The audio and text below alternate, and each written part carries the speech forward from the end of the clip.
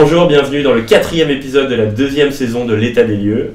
Aujourd'hui le podcast est en anglais parce que nous recevons nos amis allemands de Wunderflats.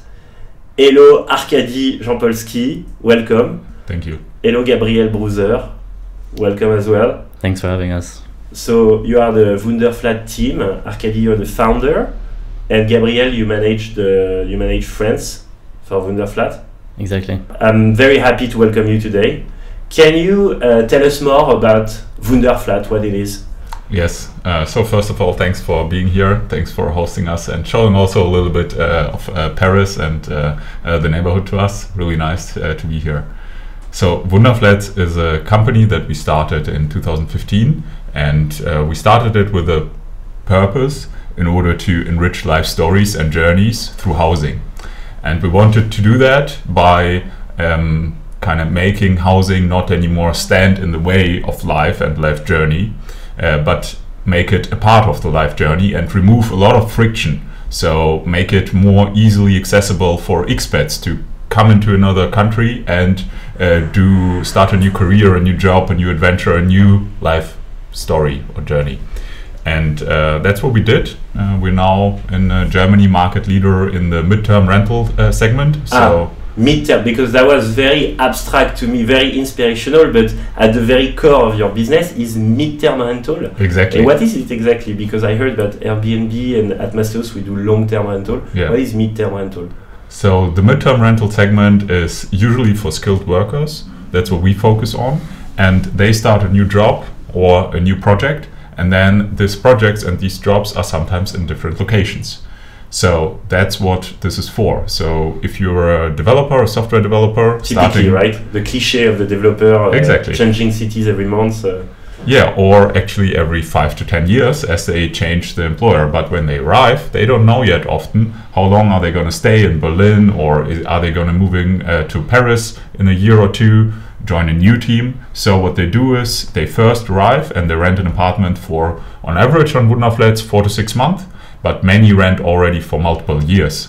Okay. And then they move on. So they don't have to bring anything. They don't have to construct the kitchen and all of that. That's all done by the landlords and home providers. And also what's super important is they are treated as locals, although they aren't. So they don't have the local credit scoring. They might not have the perfect local setup and the dossier as local tenants have.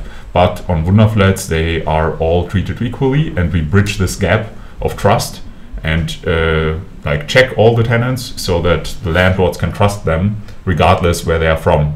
Yeah, they don't have to work at Danone in a CDI to be eligible to your platform, right? Yeah, exactly. But they can also work at Wunderflats or Masteos, newer companies, and they will get a normal lease with good landlords. But for example, Gabriel, you're launching France. How are you housed right now? Did you find any troubles finding a rental? Exactly. So for me, it was difficult I'm a French-German citizen. So even though I have the French nationality, it was not easy for me to find a place. So I went through a midterm agency, but not very digitalized. So it took 50 emails for me to get the apartment, which 50 was 50 emails. So it was very complicated. And that's where we come in place, and we really smoothen the process. That in a few clicks and a few days, you can get your apartment for 3 to 4 months. In Paris to come here. It was very difficult for me to find an apartment because I didn't have the French bank account, the quittance de loyer, and a French guarantor. It was very complicated, and we want to simplify that process in France. Okay, so basically it's for people who are not willing to go on Airbnb because it's too short-term, too expensive, right? It's for tourists. They don't want to take a long-term rental contract because it's there's too much commitment into it, and they don't know where they'll be in a few months because they are high mobility persons, and so they want to strike in the middle, maybe a 3 months, 4 months contract, and no one is offering that, and they want to do it in a few clicks, right, on the platform. Exactly. Yeah. There are offers for that, but it's complicated to get. And it's very inconvenient, the entire process, and sometimes also very high transaction costs. So in Germany, when we started, we cut the transaction costs in half compared to other companies trying to do similar as we did, but with much less technology. Okay, so I see. It's not only for the cliché developer who is going in another country or city. It's for what kind of people are you? We have diplomats that rent with us. We have government workers on different projects renting with us. We have military personnel also renting with us. Professors, science teams. Also, actually, people that are in a breakup situation. Also really? Happens regularly. Yeah. Imagine you break up with your partner. You have a common apartment. What to do next? You need a home, a proper home, but probably just for, I don't know, half a year. Waiting to transition and to stabilize your situation. Exactly. Or maybe you come back together again, but you kind of need some space. And that also happens. So the less couple are working well, the more money you make, right? So you are inversely correlated to love, right? Yeah, I'd say actually we also have the opposite situation. So we also observe couples moving in together and into a furnished apartment because there you don't have to fight about furniture, right? Yes. What also happens is, in terms of correlation with love, we see people then start a new chapter in their life by building a home, right? And when they construct a home, many things go right, but some go wrong, and then it takes, instead of a month or 2 months until they move in, suddenly it takes another 6 months because they uncovered something on the construction side that needs to be fixed. Yes. So they already cancelled their long-term apartment, the next tenant is already there, but their new home is not ready yet. Of course. So they move into a temporary furnished apartment, and it's their temporary home, and it's really needed for society. Yeah, nice. Same for reconstructing of apartments. So if landlords currently do a lot of energetic reconstruction of buildings, put in new heating systems, changing the pipes in the entire home. Might take a few months. It takes a few months, yes, exactly. So the landlords need to provide other homes for their tenants. If you own, say, a building in Paris with a multifamily unit, you need to relocate them temporarily. And you won't go to Airbnb and pay 300 a night exactly. as a tourist price, you know. Yeah. Also, many apartments are like targeted like hotels to tourists. So, like in a hotel room, it's a hotel room, it's not a home. Yes. And what we envision is a safe and convenient place in the internet where people can rent proper homes. Proper homes in our case means there is always access to washing machines, there is always internet, there is always a place to cook. So that's like some components that are super important. As you come from Berlin, and we'll talk a bit more about you, by the way, what about rent caps? I heard there was rent caps in Berlin. Is your solution a way to get around those rent caps? No, it's not a solution to get around the rent cap. The rent cap is on rents, and it's important to adhere to that. And the service part, that's something that is like regulated by the market. So you can charge your service fee for additional services. Okay. And by the way, there is the so-called in Germany the rental break, which is a statewide regulation that you can't increase prices for rents too quickly. But in any way, you display it as an additional service, not as an increase of the rent itself. That's what you mean. That's how we see it in terms of the entire dynamic. Yes. Yeah. Same in France, Gabriel, because encadrement des loyers is a big thing here. I'm not saying that we should kill the tenants by putting much higher rents. It's not the goal here. But is it possible to have more flexibility on the rents despite the encadrement des loyers with your solution? Exactly. So there are different types of leases in France, and some of the leases allow to have higher rents that are less regulated. But also there is the same aspect as in Germany, that we provide an additional service, and we can also charge for that service as well. Okay. What kind of lease do you propose? So in France, we're considering different types of leases. So the classical by meublé, by mobilité, which is an alternative that was created in 2018 by the current government to allow a rent for up to 10 months for a specific period of time. So there's a start date and an end date. We're also looking at short-term rentals because it can be up to 90 days. We will of course not offer tourism, but for people who are here for a period up to 90 days, they could also use the short-term option, which is an option that is possible in France. And we're also looking at other solutions such as by société for companies who rent their apartments. Housing. Exactly, for corporate housing. And these leases are not regulated in France. So it's a lease that is between the renter and the company that is renting the apartment. And these leases are very flexible in terms of rent. There's no rental cap. And this is something we're considering as well. And do you do B2B as well? I mean, you work with corporates that want to house employees? Yes. Yes? Yes. Okay. And by Code Civil, is it a thing? I heard about Yeah, by Code Civil, so it's all the leases that are hors loi 89. So it's we call by Code Civil. So there is the by société, and Code Civil would be for private tenants. So this is an option as well that we're looking into. So to summarize, what you're offering is a solution between short-term Airbnb kind of rental and long-term rental where you're stuck with tenants forever and where tenants have literally no flexibility whatsoever. And you're striking in the middle with a higher yield, rental yield for the landlord, a little increase on the rent from the tenants to take advantage of flexibility. And tenants won't have the hassle of the administrative onboarding. In a few clicks and with a credit card, you can just book a rental flat for a few days, few weeks, few months, making it easier for everyone, right? Yes. You can say that in a shorter way, I'm sure. Yes. So we want to offer more flexible housing, both for landlords and tenants. So we have a more flexible option for stays from 1 month to years. It can be, but yeah, we don't do like daily rents, so no short term, but really we focus on midterm, so on the housing market and not tourism. But we want to offer a more flexible option both for tenants and landlords. Okay, that's very clear. And there was no solution before you guys. Local agents doing everything manually with 50 emails per transactions. So same as Masteos. Yeah, it sounds so obvious to offer that.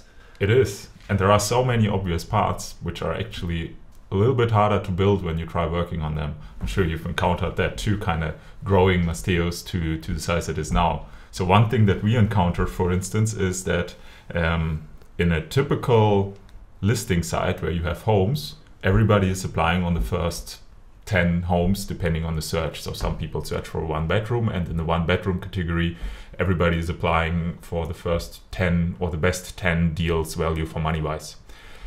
And then landlords have 100 applicants per apartment, and other landlords have none.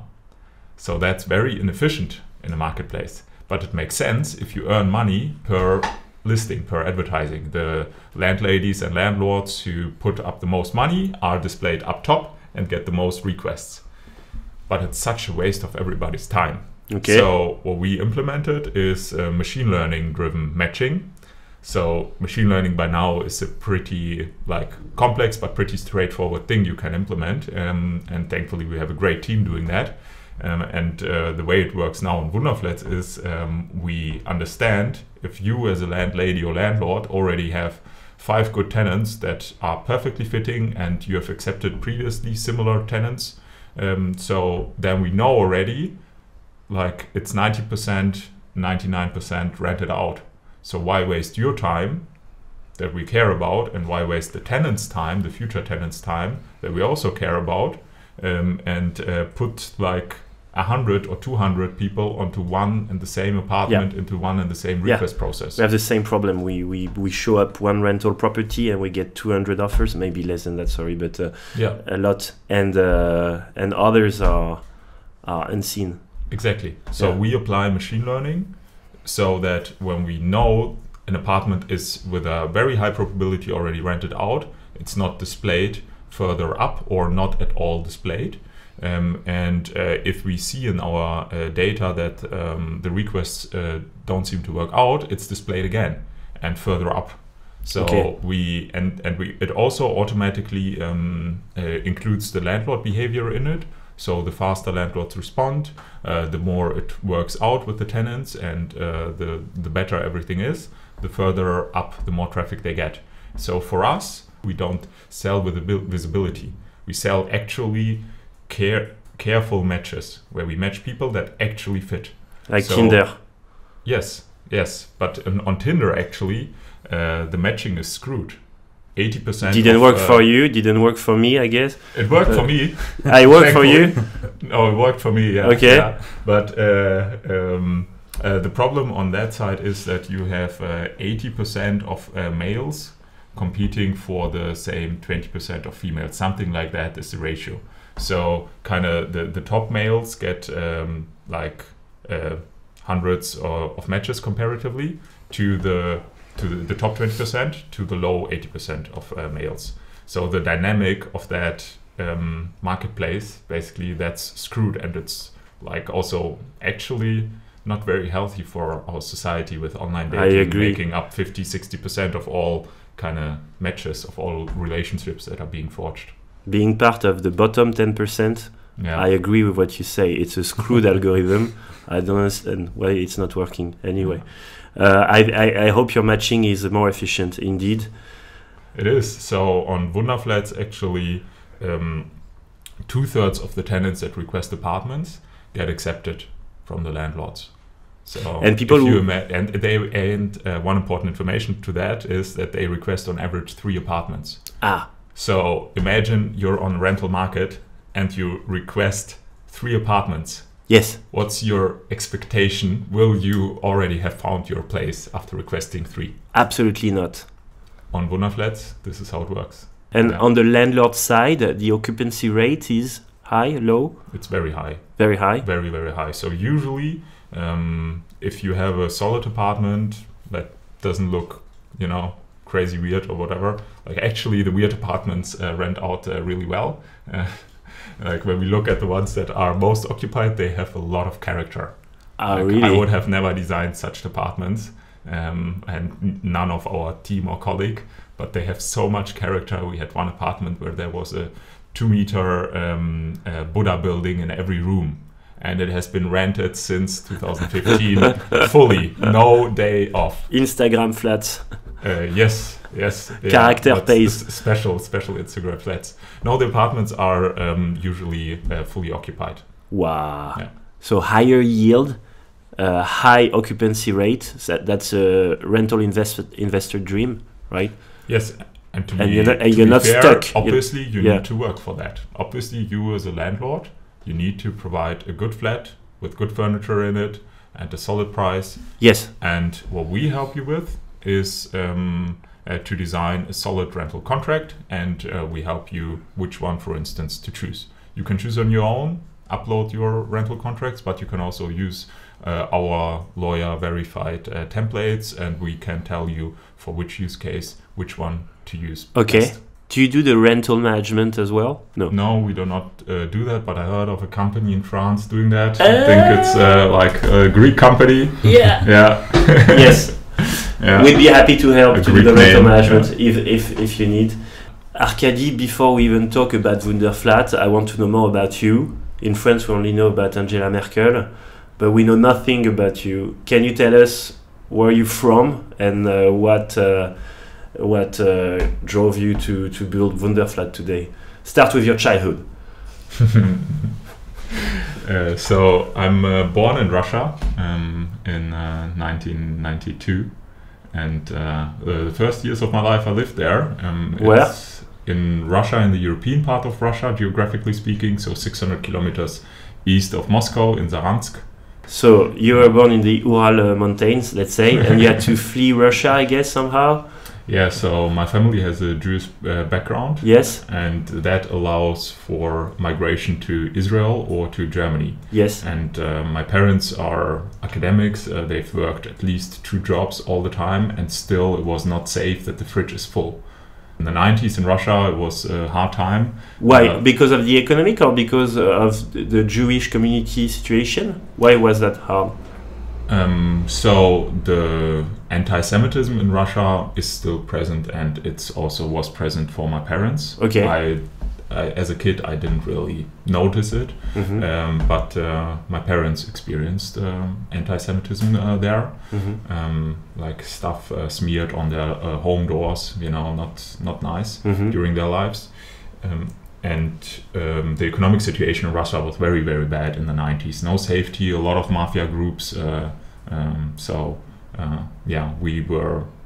My family was working really hard, and I was having approximately like a banana a week in order to have fruits. So that was kind of to draw a picture. You ate bananas in the Ural, and then you migrated to... in 2001 we migrated to Germany.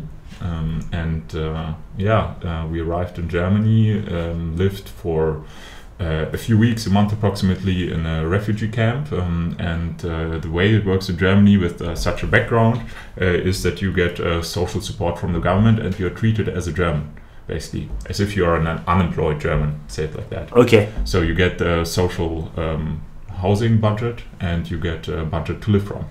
My parents found an apartment. They were trusted by the landlords, which was very nice. The landlords even saw my apartment eating from a card box in the kitchen, sitting on the floor, and they gave them a table and chairs, like gifted them table and chairs. So that was very, very nice experience. We're still friends with those first landlords to date. Really good people, really warm people, and they trusted us, although we were only able to communicate with hands and feet because we didn't talk German back then. Wow. Yeah. So I had an amazing welcome experience to Germany. So your first rental experience was as a refugee from Russia, right? The status of a refugee, yes, but we didn't flee from war. You get the status of the refugee when you move to Germany with a Jewish background. Okay. So that's kind of more of a legal term. I'd say it's not kind of war refugee as you know them now through Syria or through Ukraine. Okay. And that's why you have both Russian and German accent that make you sound like a James Bond villain to us, but you're actually a very nice person.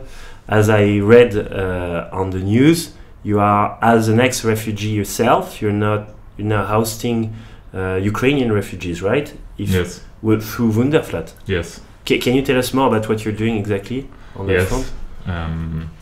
So the day the war started, I was actually very busy preparing kind of leadership workshop session where we plan the next 2 months in a very agile way.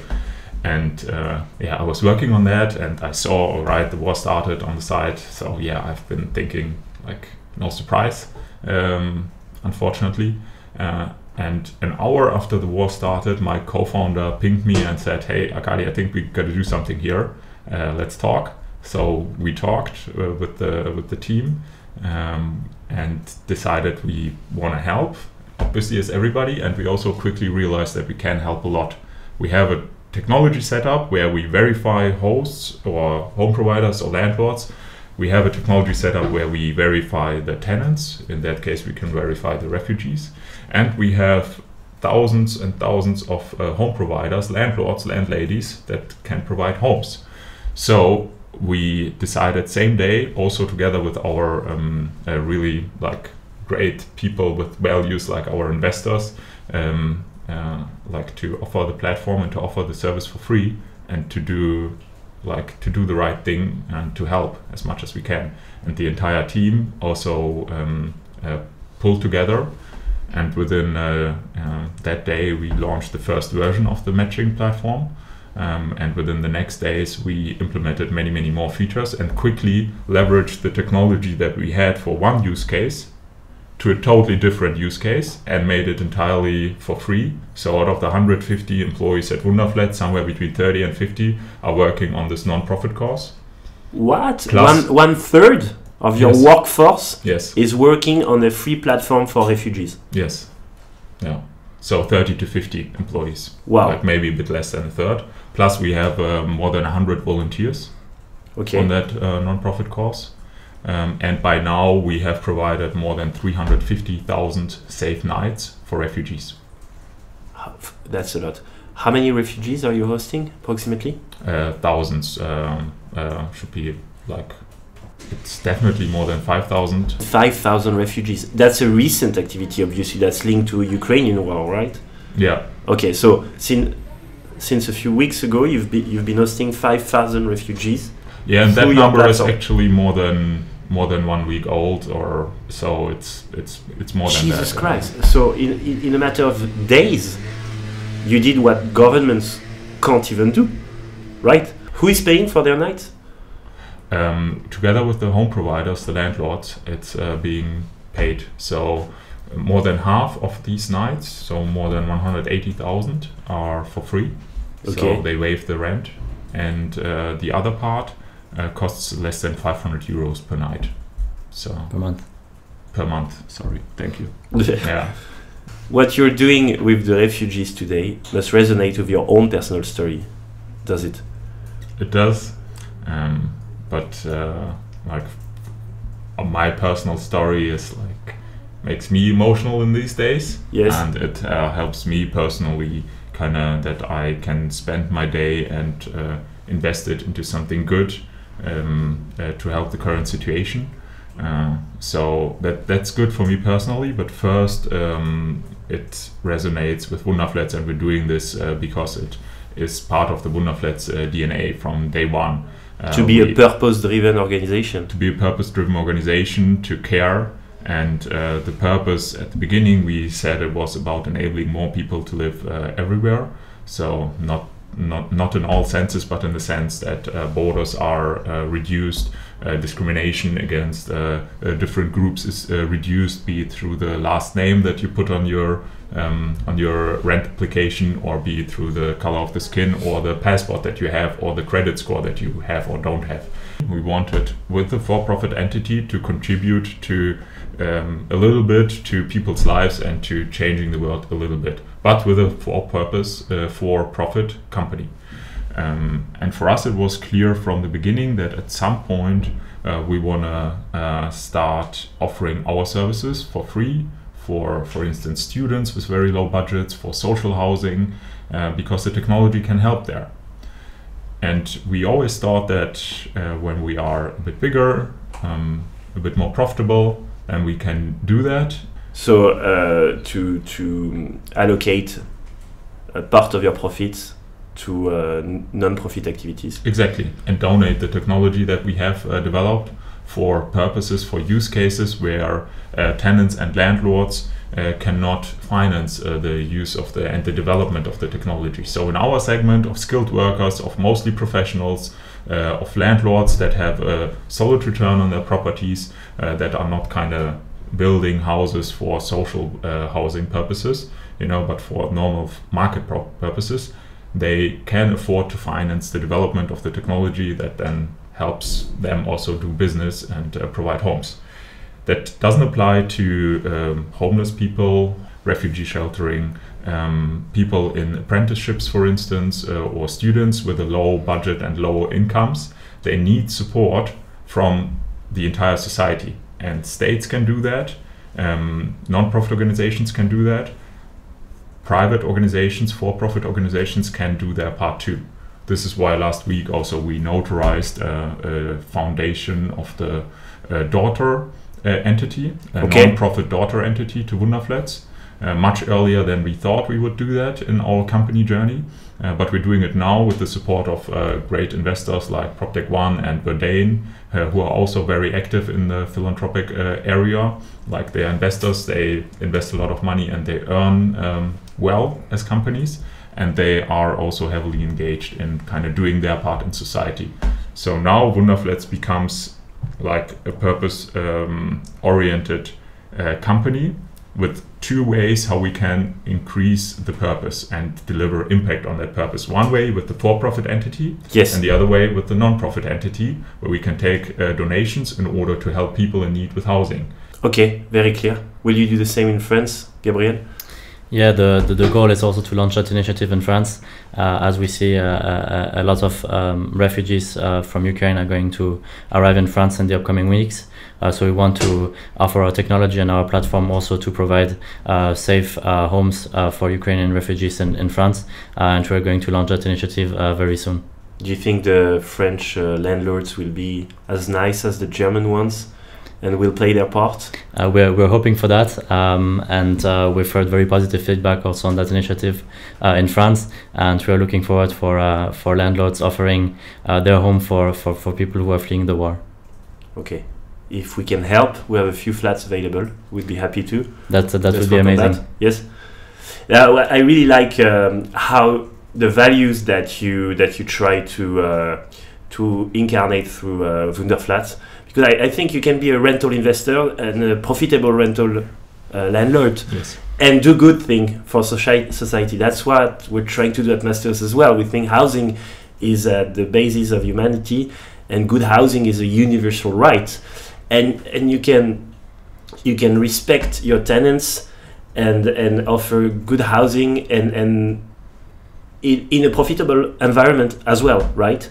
So we align on values, and we'd be happy to help on your foundation. I did my stalking homeworks and I went on your LinkedIn, both of you. Arkady, I saw you were working at the German Parliament.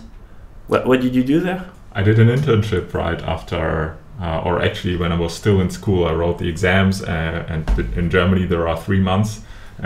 After you write your exams, you get your grades 3 months later. And I used that time and interned in the German Parliament. It was very, very humbling experience. And did public service inspire you now as an entrepreneur?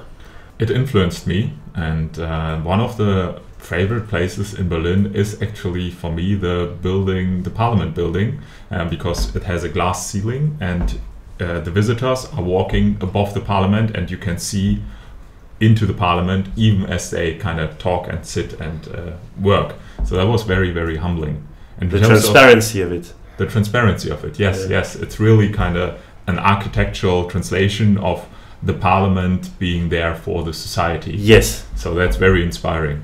And in terms of public service, in terms of collaboration also with government, this is something at the core of Wunderflats. So the way we read the law, the way we try to understand and build the company and the service is that we care not only about the tenants and their time and their homes and the landlords and landladies and the transaction and the income, but also at what surrounds it. And that's an entire society which has certain laws, and it intends to design and progress as a society. So for us, it's super important to implement whatever regulation is there locally. And we believe that this is a missing component in the digital real estate ecosystem, an actual player who not only cares about like the transaction and the customers and so on, but actually about the whole thing, including the regulation. So for instance, in the Ukraine part, Berlin is currently considering itself full. So for the capacities of social workers and the next steps of integration, they say it's full. So there is a redistribution design, and we are currently working on implementing that too, so that we also forward the Ukrainians that want to live in Berlin, and we tell them, yeah, it's also better for you if you go to, for instance, Frankfurt or Düsseldorf now. Yeah. So that's something really at the core of Wunderflats, and even in this initiative that's just a couple of weeks old, we are implementing it because we believe it's the right thing to do. And you're working hand in hand with the government on those matters, right? Yes, we share data with the government, who is using housing for what and what we see. And we believe that especially as a platform, it's super important to be a partner to the government and to work together with them, because together, like, the government is the ultimate platform, the state is the ultimate platform for the society. And then us as companies contribute a little bit to the platform that we all are living and using. Okay, so you see government as a big platform. Well, isn't it? Yeah, it is. Isn't it? We're all using it. We're all getting our ideas from, and this is like platforms are basically can be marketplaces. And the thing that makes it a platform is not only the users, but actually the rules that the platform install and the filters. So say you're like one filter is you're allowed to enter France as a refugee, and then you will get social support from the government. If you're not a refugee, you're not allowed to enter it. And that's one rule of the platform of France. And there are millions of that. And companies that are platforms, like you can probably look at Masteos as a platform, like it has a certain way to interact, and it's allowed to buy homes with you through Masteos. It's allowed to give you homes to manage them operationally, but I cannot give you a table or a duck to manage operationally, right? So that's prohibited. Yeah. And that kind of changes how everybody lives and what everybody does. It's prohibited probably from Masteos for if there was a discriminating homeowner to tell you, please don't rent out the apartment to certain nationalities. That's not our filters, wrong filter. Exactly. Yeah. Exactly. So that's how we all design the society together, like the companies, but also the government. And everything together either kind of improves a little bit the entire situation for everybody, or can also worsen it if we don't collaborate. Okay. That's very inspiring. I share this view that we should work with government on such a big issue as housing. Gabriel, I went on your LinkedIn as well.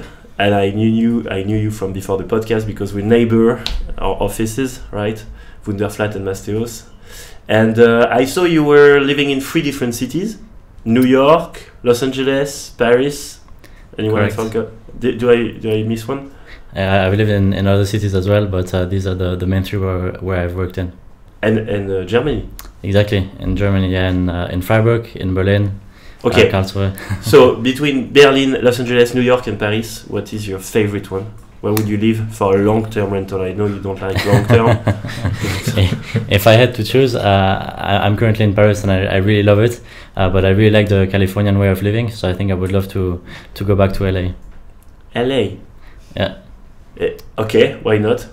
Yeah, I mean, I really enjoyed the mix between the large city, the proximity to all the national parks, the Pacific Ocean. So it was really a great time. All right. I was expecting you to say Paris. Sorry. It's fine. And Gabriel, you told me behind the scenes that you've been arrested by the police, right? A few years ago. What happened exactly? Tell us about your dark background. Correct. So not as dark as it sounds. I took the public transportation without a ticket and got arrested by the police. Exactly because I didn't carry my ID on me. And what happened next? I was driven to home by by the police. Back then I was still at school, and my mother opened the door with the 2 policemen and asked me, "Oh, what did you do?" So it was a very embarrassing situation. All right. And you hired Gabriel despite that background, right? Yeah, because of that, right? Because of the criminal background. Yes. Okay. He's gonna do well. Yeah. But real estate in France is a tough world, you know. So you've been dealing with the police. You can deal with real estate players here. We're trying to make it a better world, more professional. But I tell you, it's maybe it's the same in Germany, but it's a tough sector. I think it's an old school, kind of a medieval sector. We're trying to digitalize it and to make it happier. Is it the same in Germany? Totally. Yeah. It's a very unelastic sector. So in economics, there are sectors that are more or less elastic or moving fast. So if you're in shoes, you sell shoes, you can quickly change your production and within 6 months or so double, triple it. In real estate, it takes years to build new apartments, and the demand then shifting, wanting to live somewhere else, then public policy kind of allowing for more constructions to happen there, then constructions happening and so on. So it's very, very slow. That's why it's also important actually like to take special care of the sector in terms of regulation. Yeah. So okay. I think the way that Masteos and also Wunderflats is approaching it, and many others from the kind of the PropTech world, is right. So the way that I see it is the combination of being young, fast, dynamic, agile. So all of the kind of internet startup attributes that everybody loves talking about have to be combined with super professional and super compliant. Yes. And that's what's really key in order to succeed in collaborating with all types of homeowners and home providers. Agree. What about you? Where are you housed right now? I'm in the center of Berlin. I live in a normal apartment. Long term? Long term. How long have you been living here? I've been living in Berlin in that apartment for 2 years, for more than 2 years, together with my partner. And she's the reason that I stopped using Wunderflats for my private housing. So I've been a Wunderflats customer as a tenant for more than 3 years.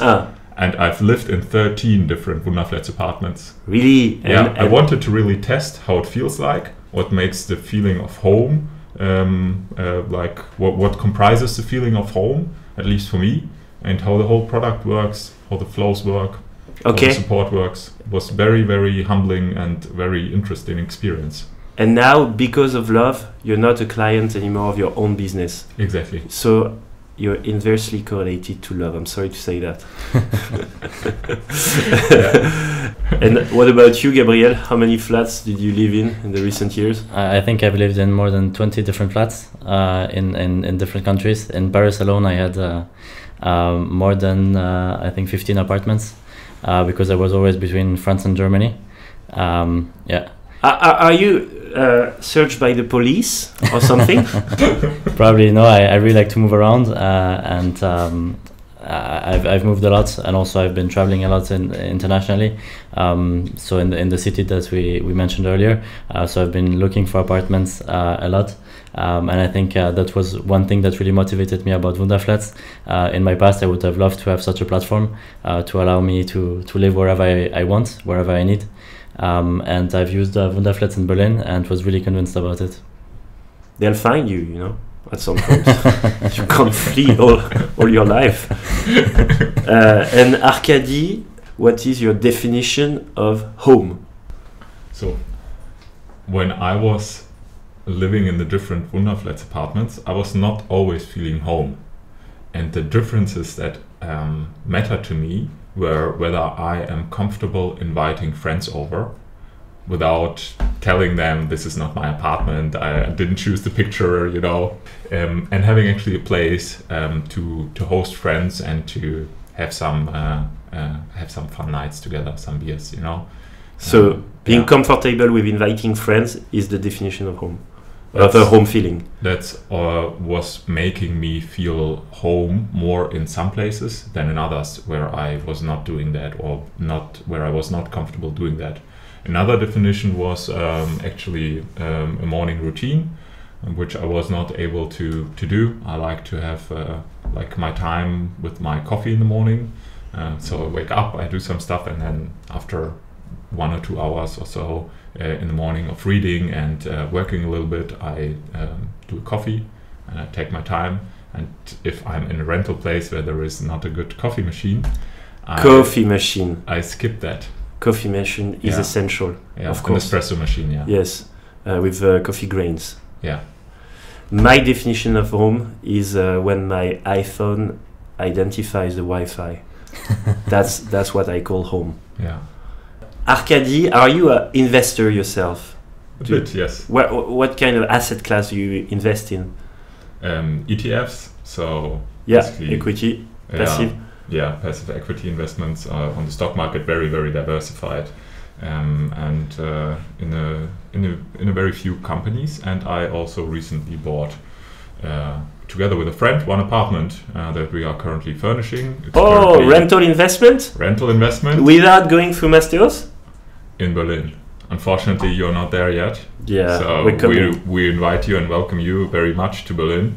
And currently, it's we've given it away for free for a Ukrainian refugee. We gave it to a Ukrainian woman. Did you meet those Ukrainian refugees? Yes, I was also, and much more actually, the entire team and the colleagues were also working physically at the central station in Berlin. We're gonna be like in many physical locations and events coming up. Okay, refugees. To meet them actually, to talk with them and understand their journeys. Yes. When we were at the central station, that day actually was one of the toughest days also for me, and also talking to my colleagues for the team psychologically. Because you saw them arriving completely shattered, right? Yeah, and you see the situation actually. They arrive, and then there are some people that offer them their home for free, but you arrive in a new country without the language, without any security understanding, without an understanding who to trust, how the culture works, and then there is just somebody and offering you a home, and then do you go with them or not? Jesus Christ. And you have to make a decision within microseconds, and observing that and also like translating between Russian and German there in that type of situation spontaneously was super tough. That's why it was also important at Wunderflats to make sure that we offer a safe place online for refugees to find homes where all the home providers are verified, where all the home providers get only one match and not like unlimited amount of phone numbers of refugees.